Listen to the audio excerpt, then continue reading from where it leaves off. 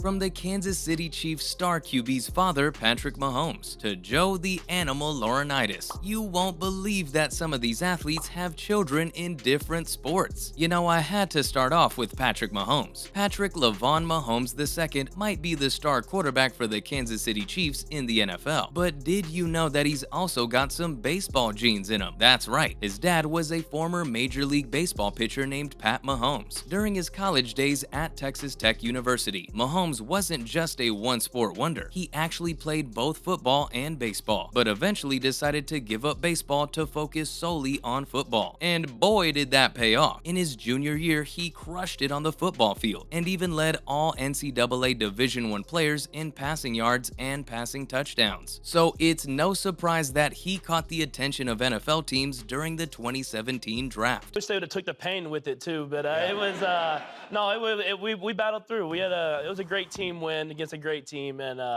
the ankle kind of put a hiccup in the game plan, but we were able to get it done in the end and come out Super Bowl champ. And who was lucky enough to snag him? None other than the Kansas City Chiefs, who picked him as the 10th overall selection. Mahomes has since become a superstar in the league, dazzling fans with his incredible arm strength and ability to make mind-boggling plays. Now, Pat Mahomes isn't the only player in the major leagues whose son ended up going to a different sport. Barry Larkin's son did too. Ever heard of Barry Larkin, the Hall of Fame shortstop who dominated the big leagues for 19 years with the Cincinnati Reds? This dude was a 12-time All-Star and even snagged the NL MVP award in '95. But wait, it gets even cooler. Larkin's son Shane decided to blaze his own trail in the world of sports by becoming a point guard out of the University of Miami. And get this, he was so talented that he was selected 18th overall by the Atlanta Hawks in the 2013 NBA draft. That's some serious skill right there. But the story doesn't end there. Shane was then traded to the Dallas Mavericks, where he continued to show off his basketball prowess. Who knows, maybe someday we'll see another Larkin in the Hall of Fame, this time in the world of basketball. But it's not just the boys. This next sports dad has a daughter in a completely different sport. I'm talking about Dennis Rodman. He's regarded as one of the most famous NBA power forwards and centers of all time. But hold up, this isn't just about his own impressive basketball career. We're here to talk about his daughter, Trinity Rodman, who's carving out her own path in the world of sports. Trinity's making waves as a forward for the Washington Spirit in the National Women's Soccer League. But what's even cooler is that she's got some serious sports genes thanks to her old man. And boy, does Trinity have some serious skills. She's the youngest player to ever be drafted in NWSL history. We can only imagine how proud Dennis must feel to see his daughter follow in his athletic footsteps, even if it's in a different sport. Another example of an athlete's child going into a completely different sport would have to be the legendary Yannick Noah. Now, we all know that he was a force to be reckoned with on the tennis court. He even won the French Open back in 1983. But did you know that his son, Joakim Noah, went a completely different route and became a basketball superstar? Joakim didn't follow in his father's tennis footsteps. Oh no. Instead, he decided to make a name for himself on the basketball court by leading the Florida Gators to not one, but two national titles. And if that wasn't impressive enough, he even went on to become the NBA's Defensive Player of the Year in 2014. Now listen up, folks, because we've got another father-son duo that'll blow your mind. It's none other than Mike Conley Sr. and Jr. duo. Mike Conley Sr. was a track and field athlete who brought home both gold and silver medals in the high jump and long jump at the Olympics. His son, on the other hand, Mike Conley Jr., is a superstar basketball player in the NBA. That's right, the younger Conley was drafted by the Memphis Grizzlies in 2007 and quickly made a name for himself as a top scorer. In fact, he became the Grizzlies' all-time leading scorer. It's pretty impressive that he was able to make such a big impact in basketball despite his dad's track and field background. It's definitely tough. It's not